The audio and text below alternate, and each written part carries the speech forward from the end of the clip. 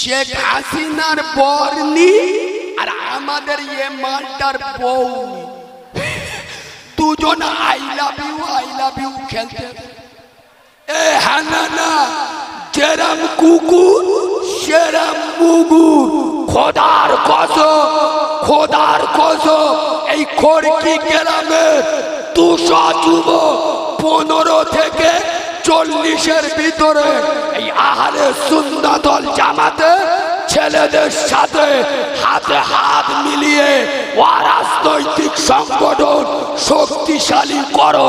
কোন কাউরার বাচ্চা সরকারি ঘর ঢুকবে 10,000 টাকা ছেড়ে খেতে পারবে না। এই হানানা কোন হারামখোরের বাচ্চা ইয়েতিমের হক মেরে খাবে না। কোন মুনাফিকের বাচ্চা বিধবার হক মেরে খাবে না। কেন জানে এই 200 জনের কানে আইলি শালা ধরলি 2 লক্ষ দেবে। এই আর যুবকরা কি পারে না। এবার যুবকরা দাঁড়ালি আমার মনের বিশ্বাস আইলা ঝড় এদের কাছে হেরে যাবে। এই হানানা খোদার কসম যুবক ছেলেরা ইমানি পাওয়ার তৈরি করো, ইমানি জজবা তৈরি করো। আর আহলে সুন্নাত ওয়াল জামাতে প্রত্যেকটা যুবকদের বলে যাব পায়ে ধরে খোদার কসম তোরা 5 ওয়াক্ত নামাজি হয়ে যা, আল্লাহ তোদের ওমরের মতো নেতা বানাবে। জোরে বলুন আর একটু চিল্লে বলুন। দেখ 1 ঘন্টা তো হতে যায়, আর একটু বলবো না, আর একটু বলবো। এ বাবা উঠে যাচ্ছে কি হচ্ছে? খুব জোর পেয়েছে, ছেড়ে দাও, ফিউজ কেটে গেছে, ছেড়ে দাও। এ বাবা একবার তকবীর দেবো, সবাই দিদি বললি দেবো, নইলি দেবো কই দাও না। নারে তাকবীর। আল্লাহর কিরে আমার ভুল হয়ে গেছে, মাফ করতে। আর জীবনে তকবীর দিদি বলবো, আমার লজ্জা হয়ে গেছে। আওয়াজটা দেখো যেন পাতলা হাগা হয়। আর ইয়ে যদি এদের এমএলএ আসতো, এ মা আল্লাহ বন্দে মাতরম গোলাম মতো হাঁসের মতো হয়ে গেছে, বন্দে মাতরম। আরে বলে না আমি এখন হঠাৎ যখন এসে গেল একটা মশলা বলে যাব, আমার মশলাটা যদি ভুল হয়, এই এলাকায় আলেম উলামা মাওলানা মুফতি আছে না? না, কোন মাওলানা কোন মুফতি যদি বলে কারিমুল্লাহটা ভুল বলে গেছে, আমার এই নদিয়া রোডে ঢুকতে দেবেন না। এই রোডটা নদিয়া মুর্শিদাবাদে যাচ্ছে, আমি তো প্রতিদিন এই রোডে পেরাই যাই। আমার দেখাবেন টুটি টিপে ধরবেন। শোনে, কোন মুসলমানের বাচ্চা যদি বন্দে মাতারাম বলে, যে দল করুক আমার আপত্তি নেই, কিন্তু কেউ যদি বন্দে মাতারাম বলে, ভারত মাতা কি জয় বলে, ওর ঈমান থাকবে না।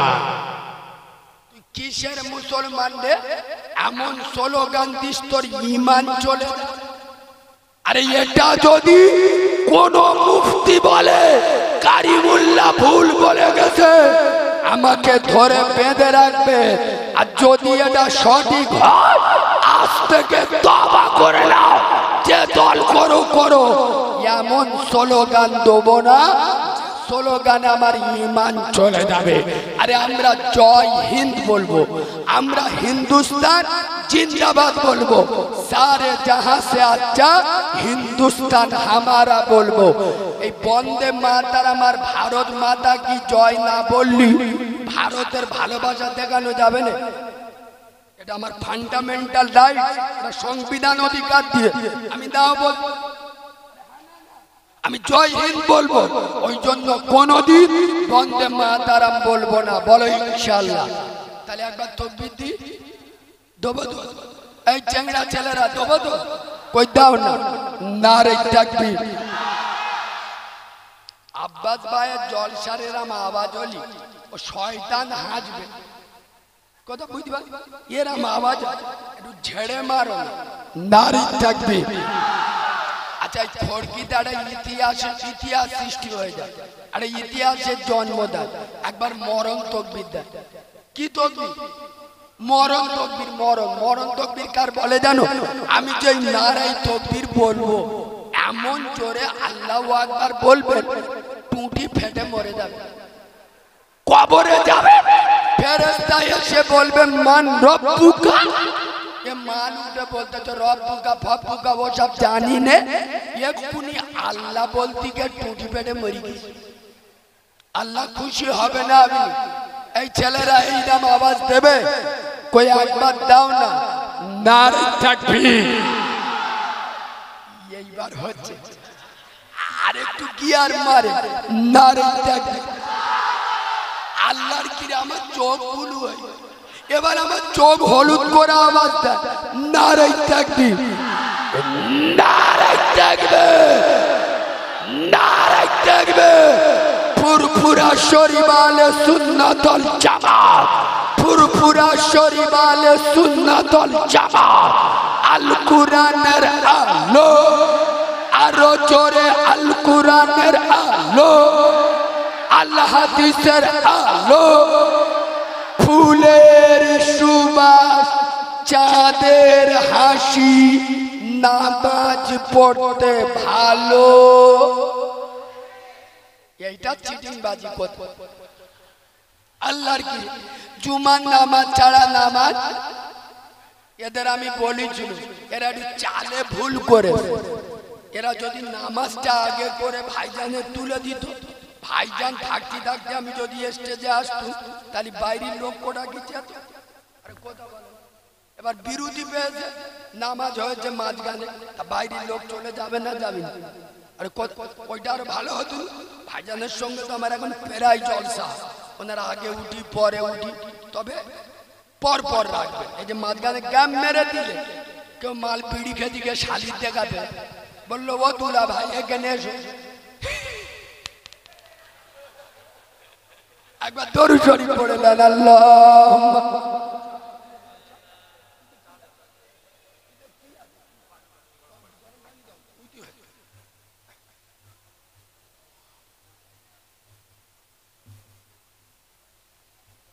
আব্বা আর একটু বলবো না, ছেড়ে দেবো, বলো কষ্ট হচ্ছে না তো? আর একটু কড়া কথা বললে অসুবিধা হবে? হবে তাহলে একটা কড়া কথা বলি। বলি এই দেখে, আমি একটু বাস্তববাদী কথা কেন বলি জানেন? আপনার বাপের পেট যন্ত্রণা করছে, ডাক্তারখানায় নিয়ে গেছো, ডাক্তার হাগার ওষুধ হয়েছে, কথা বলেন হয়েছে কি? পেট যন্ত্রণা ওষুধ দিচ্ছে কি হাগার সারবে? বর্তমান সমাজে 100-র মধ্যে 98 জন বেনামাজ, 100-র মধ্যে 99টা বাড়িতে সুদের ব্যবসা চলে, 100-র মধ্যে 70 জন বাম্মার ভাত দিতে চায় না, 100-র মধ্যে 40টা যুবক কলকে বাহিনীর সদস্য। কলকে কি কি ও সপনা আর গাঁজা করগা মুখ দেখলি শালা কুকুরের মোটের মতো। হ্যাঁ না 100-র মধ্যে 30 জন বোতল বাহিনীর সদস্য, আর পুরো সমাজ মিথ্যা, 2 নাম্বারি, চিটিংবাজ, দালালি, মুনাফিকি ভরে গেছে না যায়নি?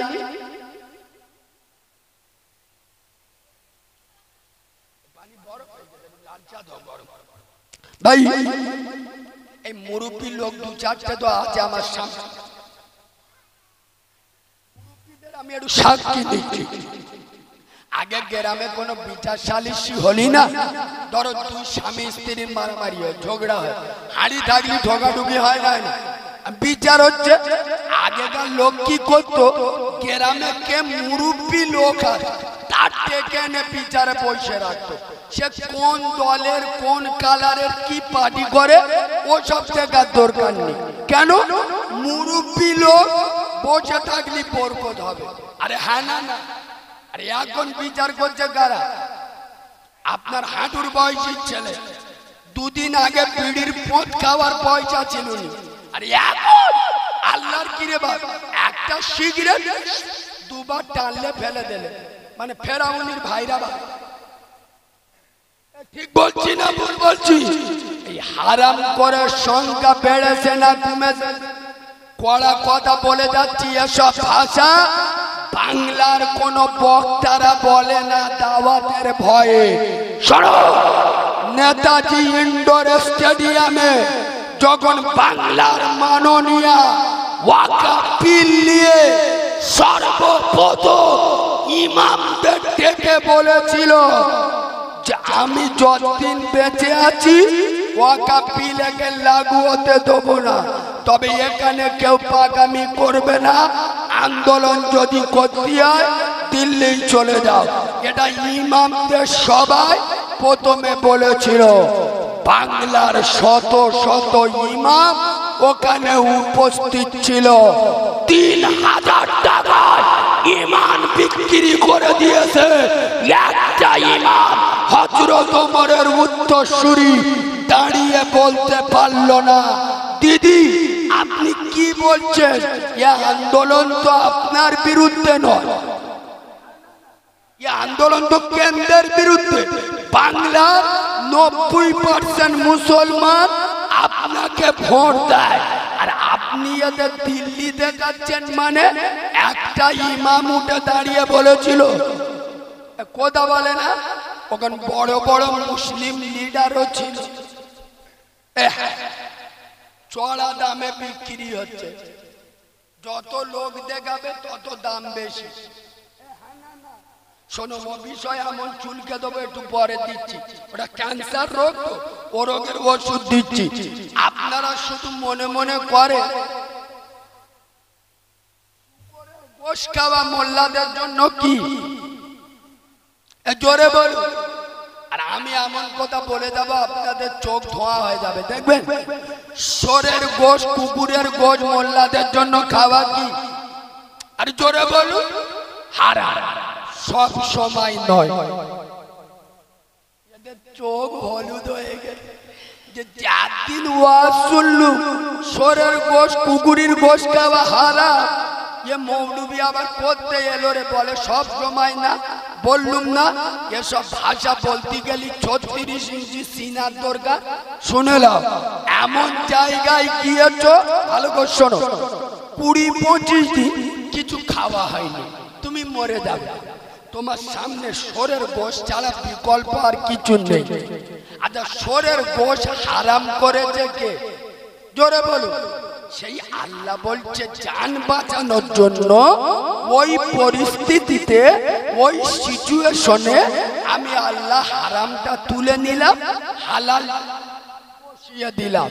যদি খড়কির কোন মুসলমানের বাচ্চা বলে শোরের গোশ খাবো নাই, মরে যায় যাবে, কিন্তু শোরের গোশ খাবো, ও যদি শোরের গোশ না খেয়ে মরে যায়, আই দিস চ্যালেঞ্জ কারিমুল্লাহ জিহাদি বলে যাচ্ছে, লিখে নাও, নেটে যাচ্ছে। ও যদি শোরের গোশ না খেয়ে মরে যায়, আত্মহত্যার গুনাহ হবে। কিসের গুনাহ হবে? আত্মহত্যার। কেন? আমার জানের মালিককে। জোরে বলুন। জান বাঁচানোর জন্য আল্লাহ যখন আমার অপশন দেশে, তা আল্লাহর ওপর তোরকে পাগামি মারাতি বললো, ঠিক? এরা মনে মনে করে যে শুধু শোর আর কুকুর খাওয়া হারাম। দেখবে কিরাম জ্বালা লাগে। 3 যেখানে মারবো সে বুঝতে পারবে, তোমাদের ভাল লাগবে, তোমাদের বলবো, যেখানে বলবো সেখানে ঠিক গেলে লেগে যাবে। কায়দাটা খালি শিখে নেয়, ওই জন্যই তো এখন বাজেট একটু বেড়ে দিস। শোনে, খোদার কসম, শুধু শোরের গোশ, কুকুরের গোশ খাওয়া হারাম নয়। এই 24 পরগনা বাংলার মুসলমানের ছানারা কান খুলে শুনেলে, শুধু শোর এবং কুকুরের গোশ খাওয়া হারাম নয়। সুদের টাকা দিয়ে, ঘুষের টাকা দিয়ে, ইয়েতিমের হক মেরে ওয়ানাতের অধিকার কেড়ে জব কার্ডের টাকা ঝেড়ে গরিব লোকের ঘরে টাকা কমিশন খেয়ে দালালির টাকা নিয়ে শোর এবং কুকুরের থেকে ওই টাকায় গরুর গোস্ত, খাসির গোস্ত, মুরগির গোস্তটাও বড় হারাম। আমি আর একবার বলবো, শুধু আর কুকুরের গোস্ত খাওয়া হারাম নয়, সুদের টাকা দিয়ে পরের হক মেরে, ইয়েতিমের হক মেরে, রাস্তার টাকা, কলের টাকা ঝেড়ে বিসমিল্লাহ বলে হরিণের গোস্ত খাওয়া শোরের গোস্ত খাবার থেকে বড় হারাম। একটা কথা আমার ভাবুক হয়ে গেলাম, হঠাৎ মনে পড়লো, এ কথা আমার সব সময় মনে আসে না। হযরতে ওমর, একবার সুবহানাল্লাহ বলবে? এ সুবহানাল্লাহ এ ওয়াজ হবে। ওমর হলো গরম লোক, গরম লোকের সুবহানাল্লাহ গরম হবে। একটু জোরে বলুন, আর একটু চিল্লে বলুন। খোদার কসম, হযরতে ওমর 22 লক্ষ বর্গ মাইলের নেতা, আজকেরটা পৃথিবীর বাদশা। তোমাদের গ্রামের মেম্বার না, কোন অঞ্চলের প্রধান নয়, বিধানসভার এমএলএ নয়, লোকসভার এমপি নয়, রাজ্যের মুখ্যমন্ত্রী নয়, আপনার দেশের প্রধানমন্ত্রী নয়, আজকেরটা পৃথিবীর শাসনকর্তা। খোদার কসম, একদিন বসে বসে রুটি খাচ্ছে, এত শক্ত রুটি, এত শক্ত, সাহাবা হুজুর দেখে চোখ থেকে টস টস করে পানি আসছে। হুজুর, আপনি অর্ধেকটা পৃথিবীর বাদশা, আপনি মনে করলে কত নামি দামি জিনিস খেতে পারে, এত শক্ত রুটি আপনি খাচ্ছেন। খোদার কসম, খড়কির যুবকেরা সেদিন ওমরের মতো কঠোর মানুষের চোখ দিয়ে টস টস করে পানি ঝরছে, আর হযরতে ওমর বলছে, ওরে নবীর সোনার সাহাবা, আল্লাহর নামের শপথ করে আমি ওমর বলছি, এর থেকে শক্ত রুটি আমি আমেনার লাল নূরে মুহাম্মদ আব্দুল্লাহর বেটা বিশ্ব নবীকে খেতে দেখেছি। এর থেকে বড় মডেল আর তোমাদের কাছে কি দিয়ে যাব? অর্ধেকটা পৃথিবীর বাদশা খোদার কসম শক্ত রুটি খাচ্ছে, আর আমাদের এখানে যদি মারামারি করে 5 বছরের জন্য টিকিটটা নেওয়া যায়। এখন তো ইনশাআল্লাহ, আগে ভোট হতো, এখন ফেরেশতারা দেয়, এখন শুধু টিকিটটা যে আনবে তার জিত। এ হ্যাঁ না না, আরে কথা ঠিক বলছি না ভুল বলছি?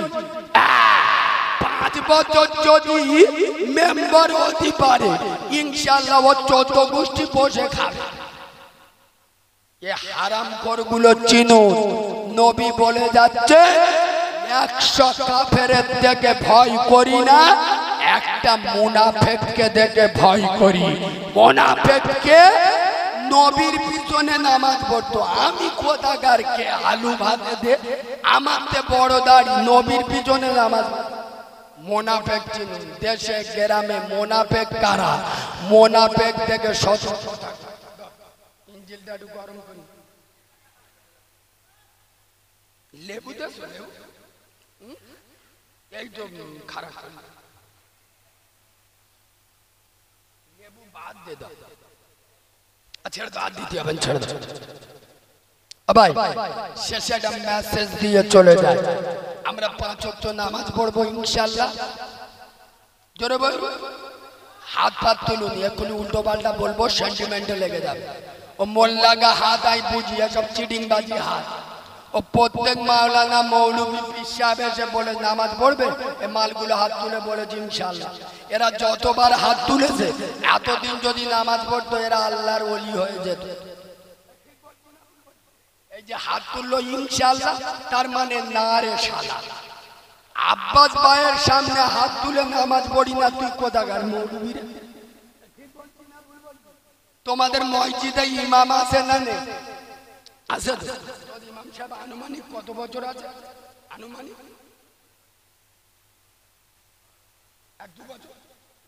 নতুন ইমাম 2 বছর হচ্ছে, 2 বছর ধরে যদি ও তোমাদের 5 ওয়াক্ত নামাজি না করতে পারে, আমি 2 ঘন্টার জন্য এসে তোমাদের নামাজি করে দিয়ে যাব, এটা শয়তান বিশ্বাস করবে কি?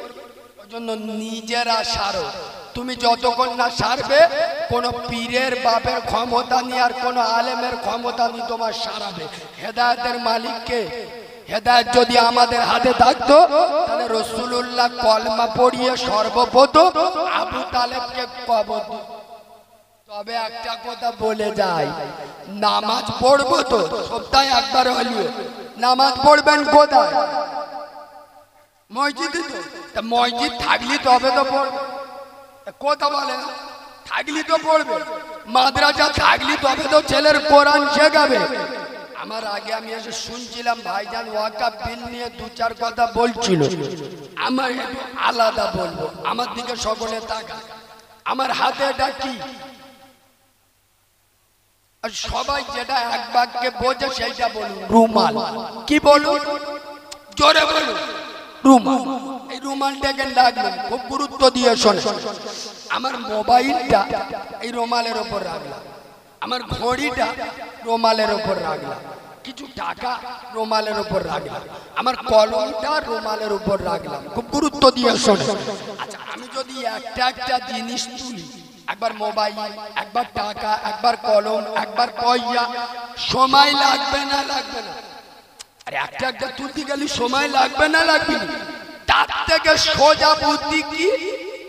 রুমালটা ধরে টেনে নাও। রুমালের ওপর তো মোবাইল, টাকা, ঘড়ি, কলম, রুমালটা যত টান মারবো অটোমেটিক সব জিনিস পেয়ে যাবো। কেন্দ্রে গোবর খাওয়া মালেরা এরা ভালো করে জানে যে মোল্লা ছানারা এরা একক তো নামাজ না পড়ুক, বাম্মার ভাত না দি, মদ খেয়ে রাস্তায় শুয়ে দেয়, কিন্তু এদের মসজিদে হাত দিলি পুষে ছেড়ে। এরা জানে এরা বাম্মার ভাত দেয় না, গাঁজা খোর, মাদার, কিন্তু এদের মাদ্রাসায় হাত দিলি ধুনে দেবে। এরা মুখে দাঁড়িয়ে তেরেঙ্গা কইনি খায়, কিন্তু এদের শরিয়াতের উপরে আঘাত আনলি এরা দেখে নেয়। তাতে সোজা জিনিস। এবার একটা বাবরি মসজিদ নিতে গিয়ে 70 বছর সময় লেগে। কয় বছর? তাই মারামারি, দাঙ্গা হাঙ্গামা, কেস কাম্বা চাইলে একটা মসজিদ দখল করতে গিয়ে 70 বছর টাইম লেগে। কাশী, মথুরা, আপনার সম্বল, নব বলতেছি, মোল্লারা গুলি খেয়ে মরতে ছাড়তেন না। তাহলে এক কাজ করো, মেন জিনিসটা ধরে টান মারো। মেন জিনিসটা মানে কি বুঝতে পেরেছেন? কি? আরে ওয়াকাফ ফেলে দেন না। মেন জিনিসটা কি? আরে মসজিদ থাকে কার? কি বলেন? জমি বলেন তো। মাদ্রাসা থাকে কার উপরে? জমির উপরে। কবরস্থান, ঈদগাহ, আপনার মাজার থাকে কোথায়? জমির উপরে। সেই জমি, সে জায়গা যদি সরকার নিজের দখলে নিয়ে নেয় তো ও তো অটোমেটিক মসজিদ, মাদ্রাসা, কবরস্থান, ঈদগাহ চলে গেল না? গেল না? কিন্তু ওরা ভুলে গেছে আমরা সেই মুসলমান। খোদার কসম, ৭২ জন কারবালার ময়দানে ইমামে হুসাইন সালেন্ডার করে। ইয়াজিদ বারবার বলেছে সালেন্ডার করো। যেরামে আমেরিকা ইরানকে বলছে সালেন্ডার করো, ইরান বলে দেশে আমাদের ইতিহাস যদি জানতে চাও কারবালার ইতিহাস পড়ো। খোদার কসম, আজ ইসরায়েলে মেয়েদের কান্না, আজ ইসরায়েলে শিশুদের কান্না, যেসব মানবতার ফেরিওয়ালারা কাঁদছে, এই কুত্তার বাচ্চাগুলো কখন ছিল আমার ফিলিস্তিনের সোনামণি মা বোনেদের চোখের পানি ঝরছিল, তারা বেওয়া হচ্ছিল, কচি কচি কচি মাসুম বাচ্চাগুলো বোমার আঘাতে ছিন্ন ভিন্ন হচ্ছিল, তখন তাদের আওয়াজ ছিল। আজ ইরান পাল্টা আঘাত আনতেছে, এরা মানবতার ফেরিওয়ালা হয়ে বেরিয়েছে। এই যুবক ছেলেরা, ওয়াকাফ সম্পত্তি এ লড়াই আমাদের লড়ে যেতে হবে।